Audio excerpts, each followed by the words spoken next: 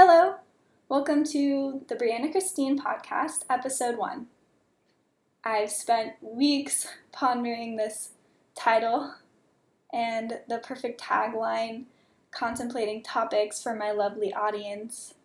And of course, because nothing is perfect, and although I'm starting out with the topic of freelancing as a designer and as a student, I anticipate that the topics will grow beyond that. And the other thing I've been contemplating a lot is how I will prove to my family this year that I can make just as much money as all the other online entrepreneurs I follow all the time. But it hit me last night when my best ideas come to me because I finally stopped trying to think. It came to me to just be me. And don't be afraid. Be courageous about pursuing passion because that's the purpose of my podcast that I'm bringing you. To inspire you to be courageous about pursuing your own passion, even when it seems unobtainable. The purpose of this podcast was never to prove that I could make money. The point is to prove that I can inspire hundreds, if not thousands of people to pursue what makes them happy. Because although life requires money, it's not all about money. Happiness is what I choose to pursue, and having money has never proven to me to sustain long-term happiness. I'm going to tell you a sad story about my childhood, but it has a happy ending. My parents divorced when I was 5 years old. Before they divorced, I had everything, seemingly, as a child. If you look at the photo album, you can see a lot of photos of just every single toy you could ever want. Even though there was 5 of us, we were definitely not in want. We had everything. But once the divorce happened, the spoiledness ended, at least to the same extent it was when my parents were married. And after the divorce, the relationships became all about money. Money was the root of everything. And it destroyed everything that I liked and that I loved. So I guess you could say that I made a promise to myself that I would live for what made me happy and maintain good relationships and not live for money. So passion made who I am today, as well as my faith and my persistence to pursue what I must. I know what I must do when I get that feeling and that voice inside of me that tells me when something is right and when something is wrong, if I only listen and trust it. Again, this is why I'm bringing you the podcast. To bring you every authentic part of me, good and bad, mistakes and successes, in hopes that you would not feel alone when you go to pursue what you love and you wonder if there's anyone else going through the same thing that you're going through. I know that this message that I'm bringing you today is from my heart because it's flowing straight from me. It's not forced like some of my video courses and fancy newsletters, but just straight truth. And don't get me wrong, I love giving value in the form of courses and visuals, but I believe that these courses and visuals will bring you a new skill or improve your workflow, and I'm all about that. But where I really excel and shine is at being a friend and sharing my knowledge, which I've gained from the best of the best, from books and videos online, anyone that is just super inspiring. So what you can expect to hear on this podcast are experiences straight from my life as a designer and a freelancer, questions from friends seeking advice from me, advice that I've received from friends, and then any cool, inspiring information that I get from books or videos. So my plan is to be completely transparent, and you're probably going to hear a lot of my ands and ums because I probably won't edit too much.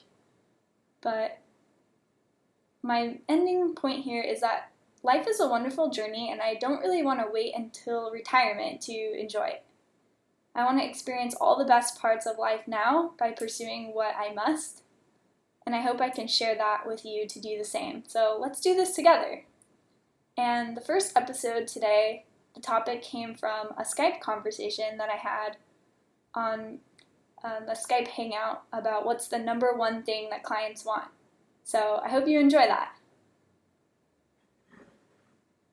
Number one thing clients want is good customer service. Annie Lou, previously when we were talking about this, thought good customer service, what clients want is a good final product. But I'm going to kind of unravel that and show why that's not exactly the number one thing clients want. Even though it's really high up there on the list of expectations, it's not number one. So for instance, yesterday I went to the Apple store, and I think we can all agree that Apple provides the best technology when it comes to computers, phones, and tablets. I would know because I have all three of those. But yesterday, when I went into the Apple store, I had them check out my iPhone, which is malfunctioning for the last 3 days. And some people know that the iPhone 5 hasn't been my favorite Apple product because I've just had similar problems to that. But the first thing that this guy told me was, if this doesn't work out, you're going to have to buy a new phone. And that's the last thing you want to hear when you don't want to have to buy a new phone. So then he proceeded to make me feel like the problem wasn't really that big of a deal. Oh, it just crashed. All you have to do is restart it. And, there's other customers in line waiting. Can I help them instead? I was thoroughly pissed at this guy. So I think we can say, amazing products aside, if this is what I had to deal with every time I had a problem, I would probably consider looking somewhere else for a phone. That sounds kind of like big talk because, let's be honest, Apple kind of rules the market, so it's really difficult to just switch providers. You can't do that. Like I said, I'm on all three of their platforms, so that would be a big switch. But if you're a small brand designer and there are plenty more like you, you can guarantee that your clients won't stick around. So if you have bad communication, that creates a bad experience, the client feels misunderstood, they label you as a bad designer. They have a certain vision in their head. They don't always know what's popular, what's trendy. They just know how they want to be perceived, and they want you to be able to create that without creating a lot of hassle for them. And another thing is they want to make sure you have it done on time, no matter what. Even if you're working for a client and you agreed to work for this job for little to no pay, that doesn't mean you can slack off on the delivery. If you try to deliver late to that client, not only will they pay you a little like they said they would, they won't hire you again, they won't refer you to anyone they know. So at minimum, you should be delivering on time. And at most, you should be making it as easy as possible for your client to work with you. That's why I have the client questionnaire, so I can get a lot of the details out of the way without having to send like 5 emails. That's why I have a contract, so they understand my terms, so we don't have to go back in time if something happens. I try to make it as smooth as possible for the client, because I found out when you don't do any of those things, they're just kind of like, okay, I'm waiting for you. What's going on? And then when they don't call me back, I can't tell, is it because I gave them a bad experience or is it because they didn't have any money? It's hard to know. So you just want to make the client feel like they are the most important thing to you. Because like any relationship, when you feel like you're the most important thing to someone, you want to keep them around. If you feel like someone is treating you like they don't care about you, then they're going to criticize you. As a designer, if you make a client feel like you don't care about them, then they will criticize your skill and your ability. There are certain clients that I would consider bad clients. That's okay. If there's certain clients, maybe they're not in your niche or they're just not offering you good incentive to work for them. That's okay. You don't have to work for any client and make them your world. But if you know for a fact that there's a client that you want to impress and keep working for, make sure that the experience that you give them is the best they could have. A lot of the times, the clients don't even care what your abilities are. They just want you to make whatever is in their head. They want you to make it as soon as possible. Kind of going into my Applebee's days, I was obviously in customer service for like 6 years. A lot of times they came there to maybe not have to do dishes, to have a good date. And so if I'm kind of being slow, I'm neglecting them on their drinks, they don't care how good the food is, they don't care how great the drinks are, they're not going to come back. And sometimes if I got super slammed, I'd have people complain about me, and they kind of would reflect that on Applebee's and never come back to Applebee's because of me. So imagine if you're bringing that same kind of quality to your brand. Bottom line, make your clients number one, the important ones, and make sure that their experience is the best that they could have. In Applebee's, I wore a name tag. And so anytime I went to like Starbucks or anywhere on my break, I was kind of like cautious. I maybe would even take my name tag off because I didn't want people to know who I was or who I worked for. If I just imagine though that my name, Brianna Christine Designs, was on my shirt when I was at the Apple store the other day, I was telling that guy like, oh my gosh, I'm so mad at you right now that my phone doesn't work. And why would I even get another iPhone? Like, what is that saying about my brand? How am I representing myself as my brand?